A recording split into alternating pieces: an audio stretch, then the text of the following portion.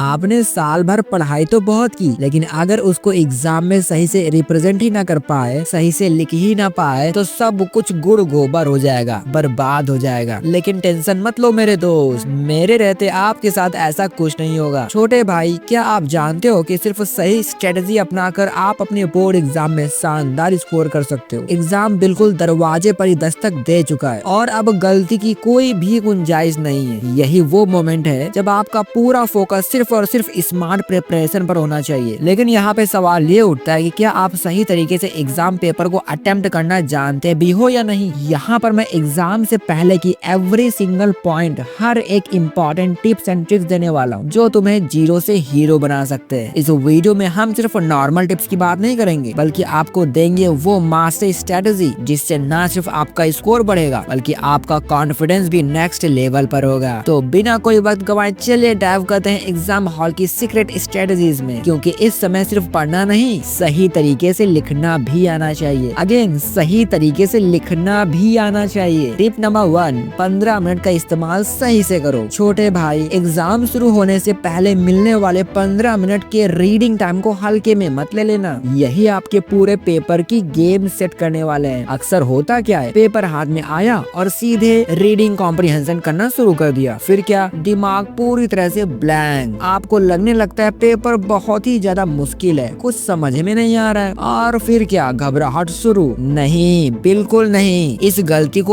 अभी से रोक दो। सही स्ट्रेटजी अपनाओ। सबसे पहले अपने स्ट्रॉन्ग सेक्शन को पहले पढ़ने का रूल बनाओ। ये घर पर ही तय कर लो कि तुम्हारा सबसे मजबूत सेक्शन कौन सा है, ए, बी या फिर सी। अगर लिटरेचर सेक्शन सी तुम्हारा सबसे स्ट्रॉन्ग पार्ट है तो पहले वही पढ़ो। अगर सेक्शन बी तुम्हारा स्ट्रॉन्ग पॉइंट है तो पहले उसी को स्कैन करो। रीडिंग कॉम्प्रिहेंशन आता है, स्ट्रॉन्ग है, फिर भी मेरे दोस्त उसको हमेशा लास्ट में पढ़ो, वरना आप स्टार्टिंग में ही फंस सकते हो। मेरे दोस्त याद रखो, ये सिर्फ रीडिंग टाइम है, कोई जवाब मत लिखो, बस पेपर को स्मार्टली स्कैन करो। इससे तुम्हारा माइंड पहले से तैयार रहेगा और जैसे ही लिखने का टाइम मिलेगा तुम पूरी स्पीड में स्टार्ट कर पाओगे। तो अगली बार जब पेपर मिले तो पैनिक नहीं बल्कि प्लानिंग करो। अब आगे बढ़ते हैं पॉइंट नंबर 2, की पॉइंट्स और आइडियाज नोट करो। देखो मेरे छोटे भाई, जब आप एग्जाम हॉल में पेपर पढ़ रहे होते हो तो आपको लगता है अरे ये तो बहुत आसान है, ये वही है ना जिसे मैंने 2 दिन पहले पढ़ा था, अरे इसे तो मैंने सुबह ही देखा था, और आप सोचोगे मुझे सब कुछ याद रहेगा। लेकिन हकीकत क्या है, रियलिटी क्या है, जैसे ही आप लिखने बैठोगे एग्जाम प्रेशर हावी हो सकता है और जो जवाब अभी तक एकदम क्लियर था वो अचानक पूरी तरह से ब्लर हो सकता है और फिर घबराहट शुरू। तो इसे रोकने का एक आसान तरीका है स्मार्टली की पॉइंट्स नोट करना। अब आप कहोगे भैया कहे तो आप सही रहे हो, लेकिन ये तो बता दो कि इसे हम करें कैसे।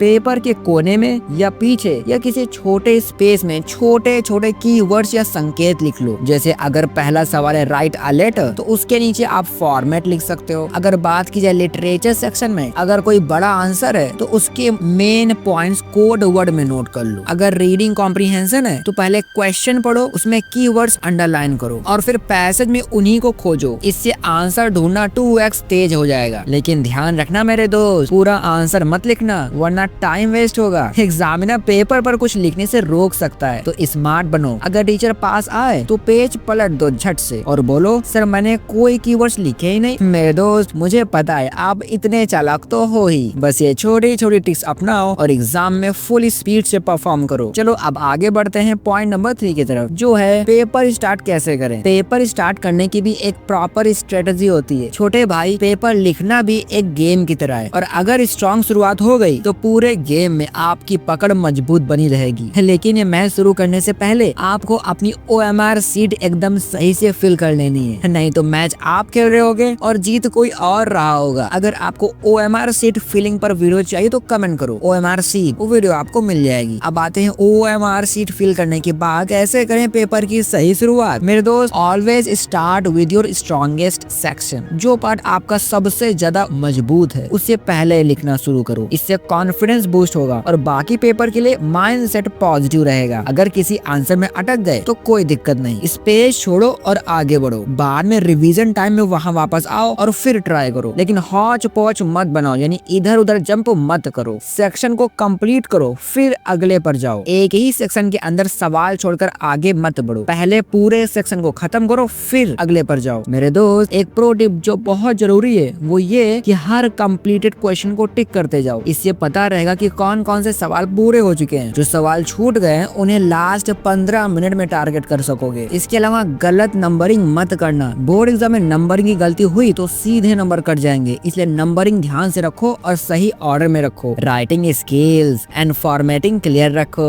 अगर लेटर, ऐसे या फिर रिपोर्ट लिख रहे हो तो उसका प्रॉपर फॉर्मेट यूज करो। गलत फॉर्मेट से नंबर कट सकते हैं मेरे दोस्त। अब आते हैं नेक्स्ट पॉइंट पे। स्टेप नंबर 4, अपने आंसर को ऑर्गेनाइज कैसे करें। अब तक हमने पेपर को सही तरीके से शुरू करने और अपनी स्ट्रेटेजी को समझ लिया। छोटे भाई अब सबसे जरूरी चीज अपने आंसर को सही से ऑर्गेनाइज करना, ताकि एग्जामिनर को चेक करने में मजा आए और नंबर काटने की बजाय बढ़ जाए। लिटरेचर सेक्शन को आंसर कैसे करें। यहाँ पे आपको की पॉइंट्स को हाईलाइट करना है। हर आंसर के की पॉइंट्स को पेंसिल से अंडरलाइन करना है, पेन से नहीं। इससे एग्जामिनर को साफ दिखेगा कि आपने सही चीजें लिखी हैं। अब यहाँ पर सवाल आता है कितने की पॉइंट्स लिखे। तो मेरे दोस्त जितने मार्क्स की पॉइंट्स हैं, जितने मार्क्स उतने की पॉइंट्स। 6 मार्क्स का क्वेश्चन तो 6 की पॉइंट्स, 2 मार्क्स का क्वेश्चन तो 2 की पॉइंट्स। इससे आपका आंसर न ज्यादा बड़ा होगा न छोटा, बिल्कुल परफेक्ट रहेगा। मेरे दोस्त अब देखते हैं ग्रामर सेक्शन कि आपको क्या नहीं करना चाहिए। पहली बात, आपको क्वेश्चन कॉपी नहीं करना है। बोर्ड एग्जाम में क्वेश्चन को दोबारा लिखने का कोई फायदा नहीं है मेरे दोस्त। सिर्फ आंसर लिखो और सही नंबरिंग करो, इससे टाइम बचेगा और आपका पूरा पेपर आराम से लिख पाओगे। और जो कॉमन मिस्टेक जो बहुत ज्यादा होती है, कभी भी एग्जामिनर को 2 ऑप्शन मत दो। मतलब अगर किसी आंसर में शक है आपको तो एक ही ऑप्शन चुनो और उसी को लिखो। बोर्ड में या ये या वो लिख कर एग्जामिनर को ऑप्शन मत दो, नंबर सीधा कट जाएंगे। अगर बात की जाए राइटिंग स्किल्स की, जैसे लेटर, रिपोर्ट, पैराग्राफ, तो हर राइटिंग टाइप को अगले पेज से शुरू करो। लेटर तो हमेशा ही नए पेज से स्टार्ट करो। अगर एनालिटिकल पैराग्राफ है तो अगले पेज में बहुत जगह बची है तभी वहाँ लिखो, वरना नए पेज से लिखो। इससे आंसर शीट साफ सुथरी लगेगी और अच्छे नंबर मिलेंगे। प्रो टिप ये है कि सही नंबरिंग करो। नंबरिंग गलत हुई तो नंबर कटना तय। हर आंसर के पहले क्वेश्चन नंबर लिखो। गलत नंबरिंग से पेपर का इंप्रेशन बिगड़ सकता है, इसलिए सावधान रहो। हमारा next point, step number 5, time management, जो सबसे ज्यादा जरूरी है। अब तक हमने आंसर लिखने की सही स्ट्रेटेजी और पेपर ऑर्गेनाइजेशन का तरीका समझ लिया। छोटे भाई अब आता है सबसे बड़ा सवाल, पेपर के 3 घंटे को कैसे सही से बांटे ताकि सब कुछ टाइम पर पूरा हो जाए। किस सेक्शन को कितना टाइम देना चाहिए। तो भाई ग्रामर सिर्फ 30 मिनट आपको देना है। बोर्ड में ग्रामर सिर्फ 10 मार्क्स का आता है, तो इसे 30 मिनट में खत्म करना चाहिए। पहले से अच्छी तैयार करके जाओ ताकि इससे और भी कम समय लगे। अगर राइटिंग स्किल्स की बात करें तो इसको भी सिर्फ 30 मिनट, मैक्सिमम 30 मिनट, क्योंकि आपने रीडिंग टाइम में पहले ही आइडियाज नोट डाउन कर लिए हैं। सिंपल और क्लियर लैंग्वेज यूज करो, कोई जरूरत नहीं है मेरे दोस्त बहुत मुश्किल वर्ड्स यूज करने की। जल्दी लिखने के चक्कर में ग्रामर मिस्टेक मत करो। लिटरेचर की बात की जाए तो इसको आपको देना है 1 घंटा। की पॉइंट्स पहले से तैयार है, इसलिए 60 मिनट्स में 1 घंटा में पूरा कर सकते हो आप लिटरेचर। हर जवाब को सही फ्रेम करो और पेंसिल से अंडरलाइन करना मत भूलो। रीडिंग कॉम्प्रिहेंशन आपको देना है 40 मिनट्स। पहले से पैसेज के अंदर आंसर के कीवर्ड्स मार्क कर चुके हो, इसलिए ढूंढना आसान रहेगा। आरसी का कोई भी छोटा छोटा सवाल, synonyms, antonyms, fill in the blanks फटाफट पूरा कर लो। मेरे दोस्त रिवीजन लास्ट 15 से 20 मिनट बहुत ज्यादा जरूरी है। रिवीजन मत छोड़ना प्लीज। छोटी छोटी मिस्टेक्स को सुधारो, जैसे स्पेलिंग, नंबरिंग या कहीं कोई लाइन छूट तो नहीं गई। अगर कोई आंसर छूट गया है तो अभी उसे पूरा कर सकते हो। तो अब आगे बढ़ते हैं आखिरी सबसे इम्पोर्टेंट स्टेप की तरफ, जो है स्टेप नंबर 6, लॉन्ग आंसर लिखने की मास्टर स्ट्रेटेजी। छोटे भाई अब तक हमने टाइम मैनेजमेंट और पेपर ऑर्गेनाइजेशन समझ लिया। अब बात आती है लॉन्ग आंसर को सही ढंग से अटेम्प्ट करने की। लॉन्ग आंसर लिखते समय ध्यान देने वाली कुछ ऐसी बातें हैं जो आपको आनी ही चाहिए। पहली बात कि आपको स्ट्रक्चर बनाना चाहिए। एक स्ट्रक्चर बनाओ, जैसे पहला पैराग्राफ लिखो, उसमें इंट्रोडक्शन दो, टॉपिक्स को इंट्रोड्यूस करो। उसके बाद मिडिल पैराग्राफ लिखो जिसमें आपको अच्छे से एक्सप्लेन करना है। Last paragraph short summary and conclusion की हो सकती है। अब अगर 6 मार्क्स वाले आंसर आते हैं तो क्या करना है, कम से कम 6 की पॉइंट तो जरूर लिखो। अगर कंपैरिजन या कैरेक्टर एनालिसिस का सवाल है तो टेबल या पॉइंट्स में भी लिख सकते हो। लंबे पैराग्राफ मत लिखो, क्लियर और टू दी पॉइंट रहो। डायरी, डायलॉग, आर्टिकल, स्पीच, इनके फॉर्मेट सही से याद रखो। अगर ये सब प्रैक्टिस कर लोगे तो लॉन्ग आंसर में फुल मार्क्स पक्के। मेरे दोस्त अब सवाल आता है इसे एक्चुअली फॉलो कैसे करें। टाइमर सेट करो और उसी टाइम फ्रेम में आंसर लिखने की आदत डालो। एग्जाम के लास्ट तक ये सब प्रैक्टिस करते रहो। ये सब कुछ तब तक आप सीख जाओगे। तैयारी पूरी हो गई तो कॉन्फिडेंस के साथ एग्जाम देने जाओ। छोटे भाई इस वीडियो पर मैंने काफी ज्यादा मेहनत की है, इसलिए आप प्लीज 1 लाइक तो कर ही देना। इससे आपका तो कुछ नहीं जाएगा लेकिन हमारी बहुत मदद होती है। और आप अगली वीडियो किस टॉपिक पर चाहते हैं कमेंट करके बताना मत भूलना। फिर मिलते हैं नई वीडियो के साथ, तब तक के लिए बाय बाय बाय।